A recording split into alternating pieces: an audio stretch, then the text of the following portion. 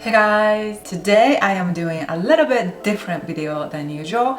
I am doing an experiment. We are making homemade cake flour and actually going to test if it really works. So I personally use cake flour a lot for my desserts. I really like what it does. It creates more fluffy texture or more light texture. And in the past, I got lots and lots of comments or questions about how can I replace cake flour with something else. I knew that you can make cake flour with all-purpose flour and cornstarch, but I've never actually tried it. I've never tested it, so I wasn't sure if it really works. But today, I am going to test in deep. I'm going to compare the texture and the look. So at this point, I don't know the result. I hope it works. If not, I'm gonna probably have to make some adjustment. Test had to go way deeper than I was originally hoping, but I'm not going to sugarcoat anything and tell you the exact results. Without further ado,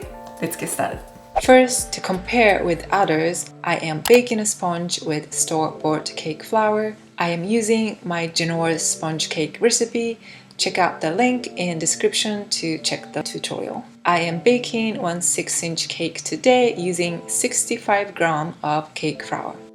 About 5 centimeters. The texture was very fluffy, moist, and light. Now let's start testing homemade cake flour. First, I started from 7:1 ratio because that was the ratio every site recommended to create cake flour. So I didn't think too deep and had to start from that. But it did not rise a lot, as you can see, which I didn't expect. So I baked again to really double check that it is an accurate result. So they were both about 4 centimeters high, and the texture was more dense, dry, and it was a clear note for me. And then I thought, okay, I'll try 6:1 ratio next and see how much it improves.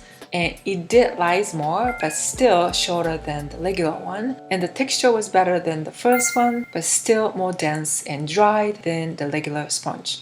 And then I thought, okay, this is more tricky than I thought. I guess I really need to calculate to find out the best ratio. So that's what I did. A very important difference between cake flour, all-purpose flour, and bread flour is the amount of protein they contain. Basically, protein creates gluten, which creates more dense doughy texture. So the more protein flour contains, the heavier the sponge gets, like bread. From the graph, you can see cake flour contains the least amount of protein. Depending on the countries or the blends, the percentages change, but it ranges around that numbers. So the question is, how can you find out what percentage of protein your favorite cake flour or all-purpose flour contains? You can actually find it out pretty easily by looking at the nutrition facts on each bag.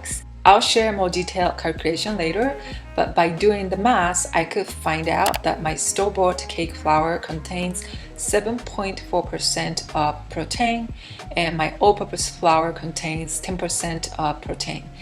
So the next question is, how much of the all-purpose flour do I need to create the same protein level as the cake flour? Again, I'll share those calculations later so that I will not overwhelm you here with too much info.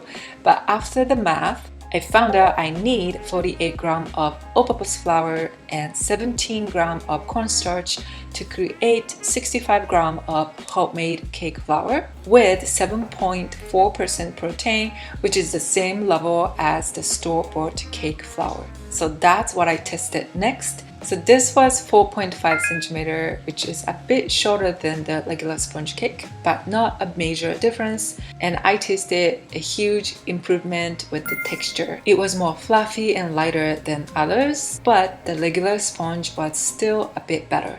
And now, as the last test, I calculated so that I can have 6% of protein in the homemade cake flour. This was slightly higher than others, but still slightly lower than the regular sponge. I felt the texture was the closest to regular sponge. It felt slightly lighter even, but slightly less moist. And I tasted again after a few days in the fridge. They were all cold, although the one with 6% protein was very fluffy in room temperature. I felt it was most crumbly when it was chilled. And the one with regular cake flour stayed moist and had a nice soft texture even when it was cold. So the results were more tricky than I want, but the first two sponges I tested were definitely no-no for me because they were lack of fluffiness. I would personally pick protein 6 to 7% depending on what I use it for.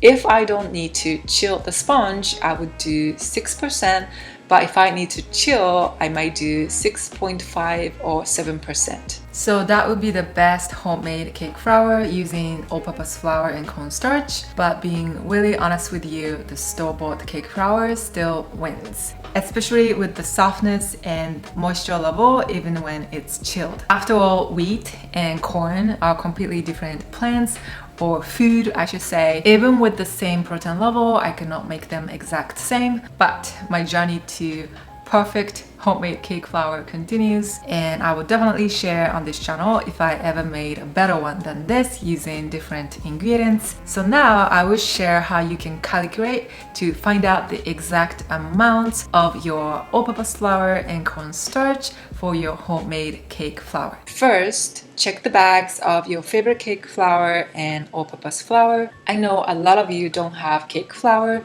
so in that case, you can just pick the percentage from 6 to 7% as I recommended. Usually on the back or sometimes on the side, you will find the nutrition facts. So my cake flour contains 2 grams of protein and 27 grams of flour, and you can calculate like this to find out the percentage. And this all-purpose flour contains 3 grams of protein and 30 grams of flour. And again, you can calculate like this to find out the percentage. And now I'll share 2 ways to calculate. This is the longer, more detailed version. So this is when you need 65 grams of cake flour like today, but you can change the number depending on the amount you need and switch all the other numbers as yours. With this calculation, we can find out how much protein the regular cake flour contains in 65 grams and how much all-purpose flour you need to create the same protein level.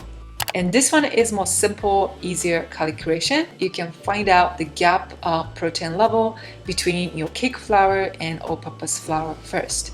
And then you can find out how much all-purpose flour you need to create 65 grams of cake flour with the same protein level. I'll give you the second example. This is the random numbers I just thought of. With the first way, you can calculate like this. And with the more simple way, you can calculate like this.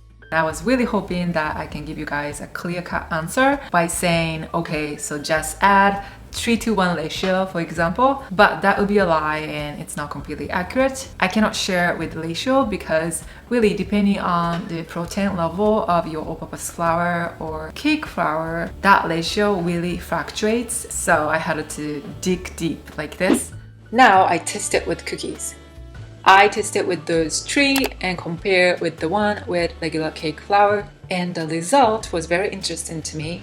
So surprisingly, all the 3 of them were lighter than the ones with regular cake flour. The more cornstarch it contains, the lighter it gets, but I was surprised that the one with 7-to-1 ratio was lighter than regular ones too. The ones with protein 6% was most light and flaky, but it also spread the most. So I would say they were all good, but it just depends on how crunchy you like. And if you want a similar crunchiness as regular cake flour, I recommend you to add even less cornstarch than today. But if you like cookies with very light texture, I highly recommend protein 6 to 7%. And if you don't want it to spread too much, you might want to do 7%. You can stock your homemade cake flour by making a lot at once, sift and whisk well until they are even. and you can store in a jar or a container with a label. And right before you use, sift again to make sure that there's no lumps of flour. Okay, that's it for today. Thank you so much for watching this video. And next week, I'm going to share my flourless chocolate cake recipe. So you don't even need any flours. No cake flour, no all-purpose flour, and you can still make delicious chocolate cake. Please don't forget to check that out also. I'll see you next week. Bye bye.